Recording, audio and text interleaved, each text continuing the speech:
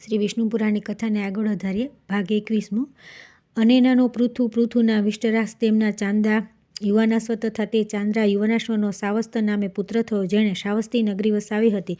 શ્રાવસ્તના બૃહદત્ત બૃહદશ્વને કુવલ્યાસનો જન્મ થયો, જેમણે વૈવષ્ણવ તેજથી પૂર્ણતા પ્રાપ્ત કરીને પોતાના 21,000 પુત્રો સાથે મળીને મહર્ષિ ઉદકના અપકારી ધુંધુ નામના દૈત્યને માર્યો. તેથી તેમનું નામ ધુંધુમાર થયું. તેમના બધા પુત્રો ધુંધુના મુખથી નીકળેલા નિશ્વાસના અગ્નિથી બળીને મરી ગયા. તે બધામાંથી માત્ર દૃઢાશ્વ, ચંદ્રાશ્વ અને કપિલાશ્વ આ 3 બચ્ચા જ હતા.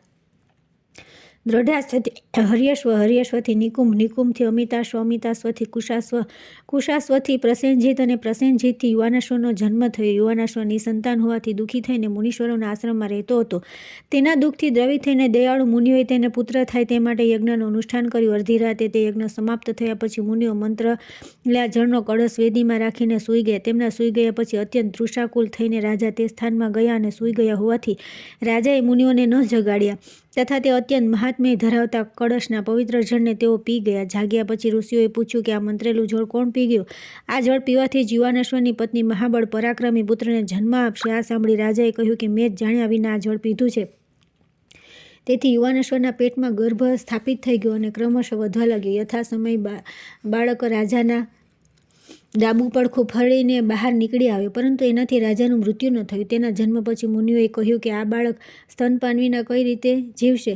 તે સમયે દેવરાજ ઇન્દ્ર આવીને કહ્યું કે આ મારા આશ્રયે જીવતો રહેશે. તેથી તેના માંધાતા થયું. દેવેન્દ્રએ તેના મુખમાં પોતાની તર્જની અંગૂઠા પાસેની આંગળી આપી દીધી અને તે પીવા લાગ્યો. તે અમૃતમય આંગળીનું આસ્વાદન કરવાથી તે એક જ દિવસમાં વધી ગયો. ત્યારથી ચક્રવર્તી માંધાતા સપ્તદ્વીપ પૃથ્વીનું રાજ્ય ભોગવવા લાગ્યો. તેના વિશે આ શ્લોક પ્રચલિત છે. જેમાંથી સૂર્યોદય થાય છે અને જ્યાં અસ્ત થાય છે તે સંપૂર્ણ પૃથ્વી યુવાનાશ્વના પુત્ર માંધાતાની છે. માંધાતાએ શતબિંદુની પુત્રી બિંદુમતી સાથે લગ્ન કર્યા અને તેનાથી પુરત્કૃત, અંબરીશ અને મુચુકુંદ નામના 3 પુત્ર થયા અને તે જ બિંદુમતીથી 50 પુત્રીઓ થઈ. તે સમયે બૃહવીર સૌભ્રી નામના મહર્ષિ 12 વર્ષ સુધી જળમાં રહ્યા. એ જળમાં સંમત નામે એક ઘણા સંતાન ધરાવતો અતિ દીર્ઘકાય મત્સ્યરાજ હતો. તેના પુત્ર, પૌત્ર અને દોહિત્ર વગેરે તેની આગળ પાછળ આમ તેમ પક્ષમાં પૂંછડી અને માથા પર આનંદપૂર્વક રાત દિવસ ઘૂમતા રહીને તેની સાથે ક્રીડા કરતા હતા તથા તે પણ પોતાના સુકોમળ સંતાનોના સંસ્પર્શથી અત્યંત પ્રસન્ન થઈને તે મુનીશ્વરને જોતા જોતા જ પોતાના પુત્ર, પૌત્ર અને દોહિત્ર વગેરે સાથે ક્રીડા કરતો હતો. આ પ્રમાણે જળમાં ઉભેલા સૌભ્રી ઋષિએ એકાગ્રરૂપી સમાધિને છોડીને રાત દિવસ તે મત્સ્યરાજની પોતાના સંતાનો, પુત્ર, પૌત્રાદિ સાથે અતિ રમણીય ક્રીડાઓને જોઈને વિચાર કર્યો કે ઓહો, આ મત્સ્યને ધન્ય છે, જે આવી અનિષ્ટ યોનિમાં ઉત્પન્ન થઈને પણ પોતાના પુત્ર, પૌત્ર અને દોહિત્રો સાથે નિરંતર રમણ કરતો રહીને મારા હૃદયમાં ઈર્ષ્યા ઉત્પન્ન કરે છે. હું પણ આ પ્રમાણે પોતાના પુત્ર, પૌત્રાદિ સાથે લલિત ક્રીડાઓ કરીશ. આવી અભિલાષા કરીને તેઓ તે જળમાંથી બહાર નીકળ્યા અને સંતાનો માટે ગૃહસ્થાશ્રમમાં પ્રવેશ કરવાની કામનાથી લગ્ન માટે કન્યા પ્રાપ્ત કરવા રાજા માંધાતા પાસે આવ્યા. મુનિવરનું આગમન સાંભળીને રાજાએ ઉઠીને અર્ધ્યદાન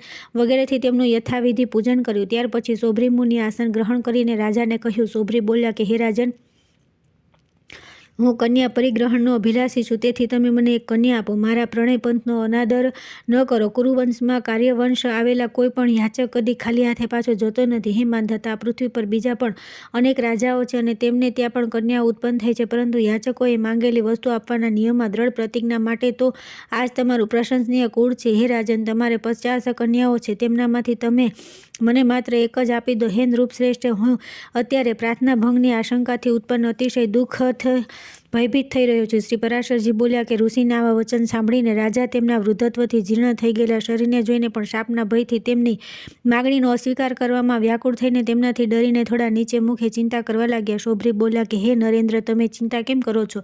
મેં આમાં કઈ અસહ્ય વાત તો કરી જ નથી. જે કન્યા તમારે એક દિવસ અવશ્ય આપવાની જ છે, તેનાથી જ જો હું કૃતાર્થ થઈ શકું તો તમને એવું શું છે જે પ્રાપ્ત ન થાય? શ્રી પરાશરજી બોલ્યા કે ત્યારે ભગવાન સંભરીના શાપથી ભયભીત થઈને રાજા માંધાતાએ નમ્રતાપૂર્વક તેમને કહ્યું.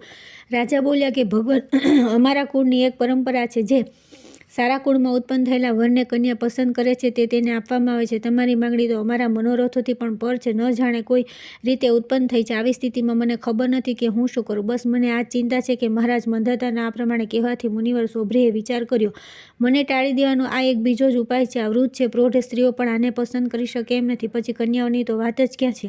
આવું વિચારીને જ રાજાએ આ વાત કહી છે. વારું આ પણ સાચું છે, હું પણ એવો જ ઉપાય કરીશ. આવું બધું વિચારીને તેમણે માંધાતાને કહ્યું કે જો આવી વાત છે તો કન્યાઓના અંતઃપુર રક્ષક નપુંસક મને ત્યાં લઈ જવાની આજ્ઞા કરો. જો કોઈ કન્યા મારી ઈચ્છા કરશે તો જ હું તેને ગ્રહણ કરીશ, અન્યથા આ ઢળતી ઉંમરમાં મારે આ વ્યર્થ પ્રયત્ન કરવાનું કોઈ પ્રયોજન નથી.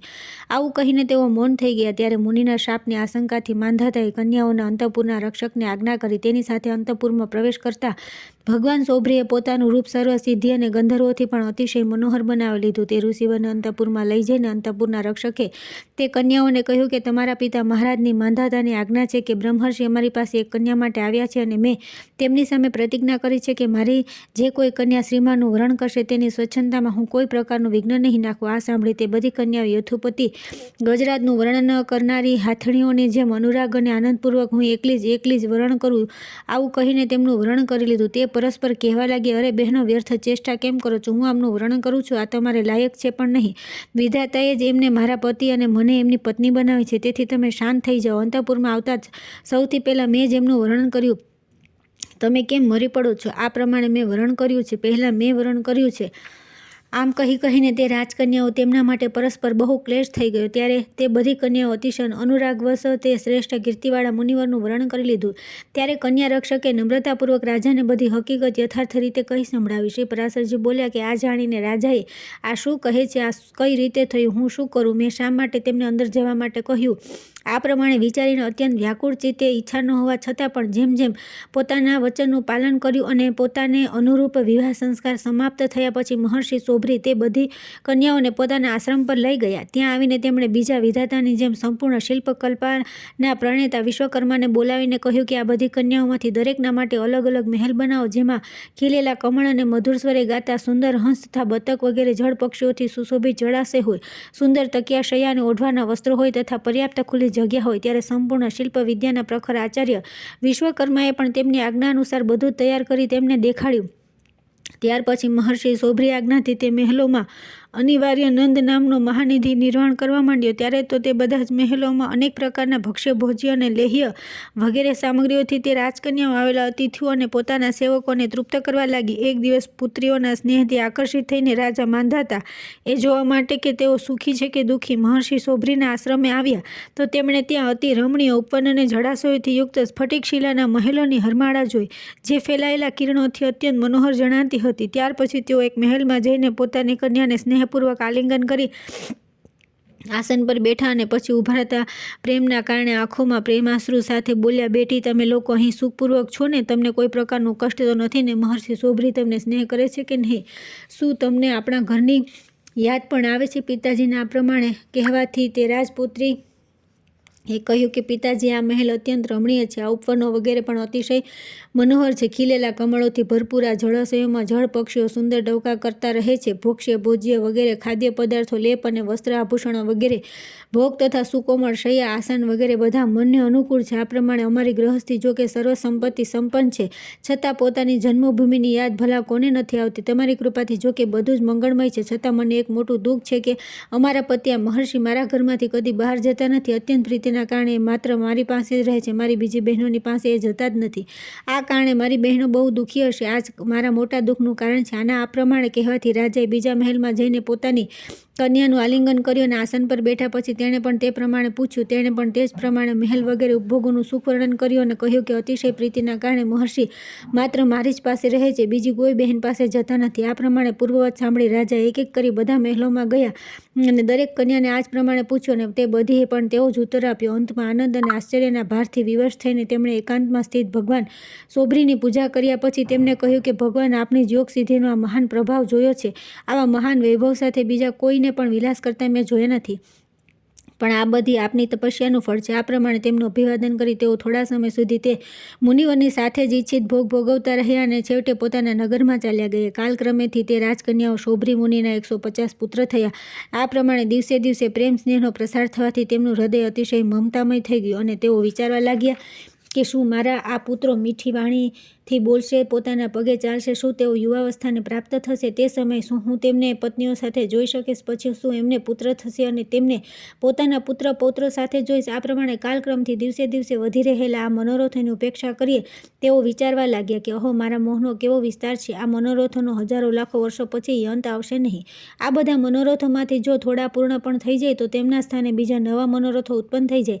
મારા પુત્રો પગેથી ચાલવા લાગ્યા, પછી તે યુવાન થયા, તેમના લગ્ન થયા તથા તેમને સંતાનો થયા. આ બધું તો હું જોઈ ચૂક્યો, પરંતુ હવે મારું મન તે પુત્રોના જન્મને પણ જોવા ચાહે છે. જો તેમનો પણ જન્મ મેં જોઈ લીધો તો પછી મારા મનમાં બીજો મનોરથ જાગશે, અને જો તે પણ પૂરો થયો તો બીજા મનોરથની ઉત્પત્તિ કોણ રોકી શકે છે? મેં હવે સારી રીતે સમજી લીધું કે મૃત્યુ પર્યંત મનોરથોનો અંત આવશે નહીં, અને જેના મનમાં મનોરથની આસક્તિ થાય છે તે કદી પરમાર્થમાં લાગી શકતું નથી. મારી તે સમાધિ જલવાસના સાથી મત્સ્યના સંગથી અકસ્માત નષ્ટ થઈ ગઈ, અને તે સંગના કારણે મેં સ્ત્રી અને ધન વગેરેનો પરિગ્રહ કર્યો, તથા પરિગ્રહના કારણે જે હવે મારી તૃષ્ણા વધી ગઈ છે. આ શરીરને ગ્રહણ કરવું એ જ મહાન દુઃખ છે, અને મેં તો આ રાજકન્યાઓનો પરિગ્રહ કરીને તેને 50 ગણું કરી દીધું છે, તથા અનેક પુત્રોના કારણે હવે તે પરિગ્રહ ઘણો વધી ગયો છે. હવે ભવિષ્યમાં પણ પુત્રોના પુત્ર તથા તેમના પુત્રોથી અને તેમના વારે ઘડી વિવાહ સંબંધ કરવાથી તે વિશેષ વધશે. આ મમતારૂપી વિવાહ સંબંધ ખરેખર મહાન દુઃખનું જ કારણ છે. જળાશયમાં રહીને મેં જે તપસ્યા કરી હતી તેના ફળ સ્વરૂપ આ સંપત્તિ તપસ્યામાં વિઘ્નરૂપ છે. મત્સ્યના સંગથી મારા ચિત્તમાં જે પુત્ર વગેરેનો રાગ ઉત્પન્ન થયો હતો તેણે જ મને ઠગી લીધો. નિસંગતા જ અતિઓને મુક્તિ આપનારી છે. બધા દોષ સંગથી ઉત્પન્ન થાય છે. સંગના કારણે તો યોગારૂઢી અતિ પણ પતિત થઈ જાય છે. પછી મંદબુદ્ધિના મનુષ્યોની તો વાત જ છે. પરિગ્રહ રૂપે મગરે મારી બુદ્ધિને પકડી લીધી છે. હવે હું એવો ઉપાય કરીશ જેથી દોષોથી મુક્ત થઈને પછી પોતાના પરિવારના દુઃખોથી દુઃખી ન થાવ. હવે હું સર્વના વિધાતા, અચિંત્ય રૂપ, અણુથી પણ અણુ અને સર્વથી મહત સત્વ તથા તમસ સ્વરૂપ તથા ઈશ્વરના પણ ઈશ્વર ભગવાન વિષ્ણુની તપસ્યા કરી આરાધના કરીશ. આ સંપૂર્ણ તેજોમય સર્વ સ્વરૂપ વ્યવ્યક્ત અનંત વિષ્ણુ ભગવાનમાં મારું દોષ રહિત ચિત્ત સદા નિશ્ચલ રહે, જેથી મારે ફરી જન્મ લેવો ન પડે.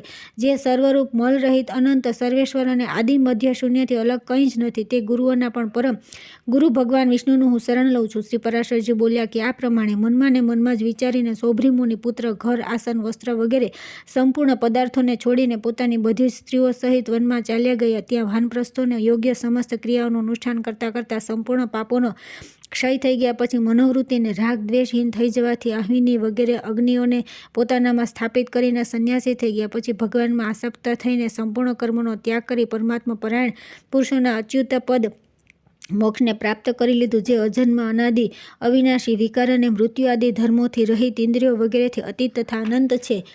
આ પ્રમાણે માંધાતાની પુત્રીઓ વિશે મેં આ ચરિત્રનું વર્ણન કર્યું. જે કોઈ સૌભ્રી ચરિત્રનું સ્મરણ કરે અથવા વાંચે કે સાંભળે છે, અપનાવે છે, લખે છે કે લખાવે છે તથા શીખે કે શીખવાડે અથવા ઉપદેશ કરે છે, તેના 6 જન્મો સુધી અયોગ્ય સંતાનો, અધર્મ અને વાણી અને મનની કુમાર્ગમાં પ્રવૃત્તિ તથા કોઈ પણ પદાર્થોમાં મમતા વગેરે થતી નથી.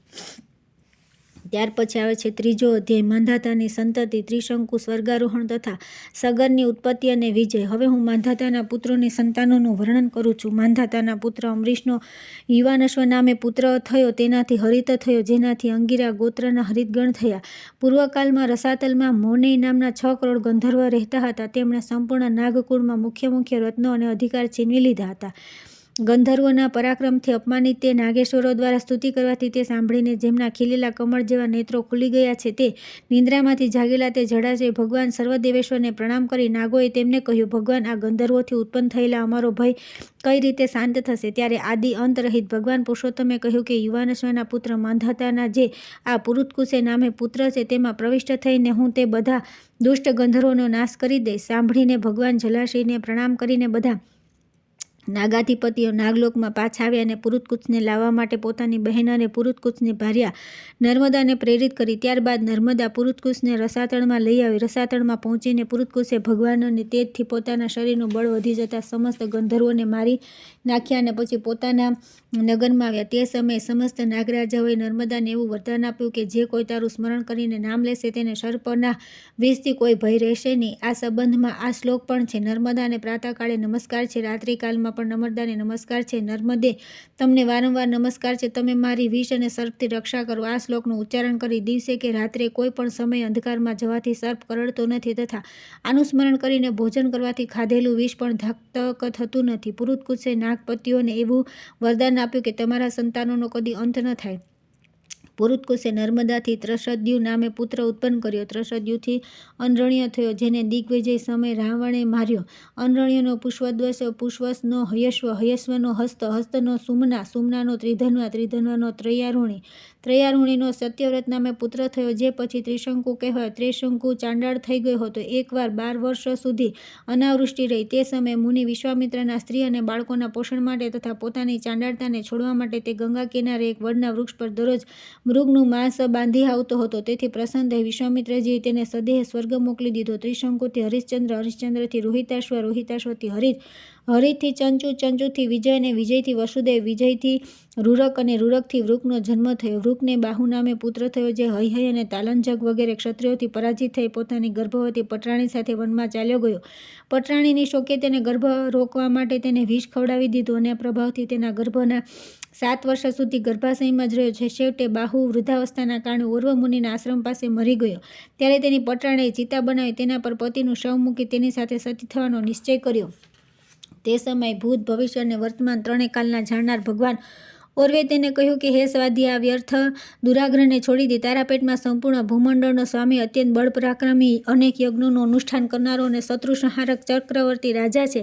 તો આવું દુઃસાહસ ન કર. આવું કહેવાથી તે સતી ન થઈ અને ભગવાન ઓર્વે તેને પોતાના આશ્રમમાં લઈ આવ્યા. તે થોડા દિવસોમાં તે ગરની સાથે જ એક બહુ તેજસ્વી બાળકે જન્મ લીધો. ભગવાન ઓર્વે તેના જાતકર્મ વગેરે સંસ્કાર કરી તેનું નામ સગર રાખ્યું અને તેના ઉપનયન સંસ્કાર થયા પછી ઓર્વે તેને વેદશાસ્ત્ર અને ભાર્ગવ નામે આગ્નેયશાસ્ત્રોનું અધ્યયન કરાવ્યું. બુદ્ધિનો વિકાસ થતાં તે બાળકે પોતાની માને કહ્યું, માં, એ તો જણાવો, આ તપોવનમાં આપણે કેમ રહીએ છીએ અને મારા પિતા ક્યાં છે? આ જ પ્રકારના બીજા પ્રશ્નો પૂછવાથી માએ તેને બધી હકીકત કહી દીધી. ત્યાર પછી તે પિતાના રાજ્યના અપહરણને સાખી ન લેવાના કારણે તેને હૈહય અને તાલંજક વગેરે ક્ષત્રિયોને મારી નાખવાની પ્રતિજ્ઞા કરી અને મોટા ભાગના બધા હૈહય અને તાલંજક વંશના રાજાઓને મારી નાખ્યા. ત્યાર પછી શક, યવન, કંબોજ, પારદ અને પહલવ ગણે પણ હતાહત થઈને સાગરના કુલગુરુ વશિષ્ઠજીને શરણે ગયા. વશિષ્ઠજીએ તેમને જીવનમૃત જીવતા હોવા છતાં મરેલા જેવા કરીને સગરને કહ્યું કે બેટા, આ જીવતા જીવે મરેલાઓનો પીછો કરવાથી શો લાભ? જો તારી પ્રતિજ્ઞા પૂરી કરવા માટે જ મેં આમને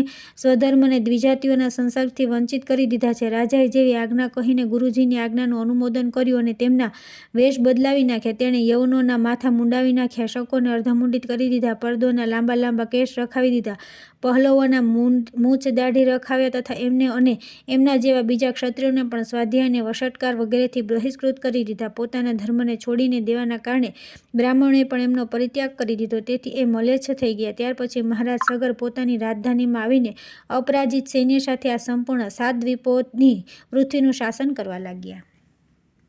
ત્યાર પછી આવે છે 4થો અધ્યાય, સગર, સૌદાસ, ખટવાંગ અને ભગવાન શ્રી રામના ચરિત્રનું વર્ણન. શ્રી પરાશરજી બોલ્યા કે કાશ્યપ પુત્રી સુમતિ અને વિદર્ભ રાજકન્યા કેશિની એ રાજા સગરની 2 પત્નીઓ હતી. તેમનાથી સંતાનોત્પત્તિ માટે પરમ સમાધિ દ્વારા આરાધના કરવાથી ભગવાન ઓર્વે આ વરદાન આપ્યું. એકના વંશની વૃદ્ધિ કરનાર એક પુત્ર તથા બીજી પત્નીથી 60,000 પુત્ર ઉત્પન્ન થશે. આ 2 વરદાનમાંથી જેને જે જોઈએ તે ઈચ્છાપૂર્વક લઈ શકે છે. તેમના આ પ્રમાણે કહેવાની કેશિનીએ એક અને સુમતીએ 60,000 પુત્રોનું વરદાન માગ્યું. મહર્ષિએ તથાસ્તુ કહ્યા પછી થોડા દિવસોમાં કેશિનીએ વંશને વધારનાર અસમંજસ નામે એક પુત્રને જન્મ આપ્યો અને કશ્યપ કુમારી સુમતીથી 60,000 પુત્ર ઉત્પન્ન થયા.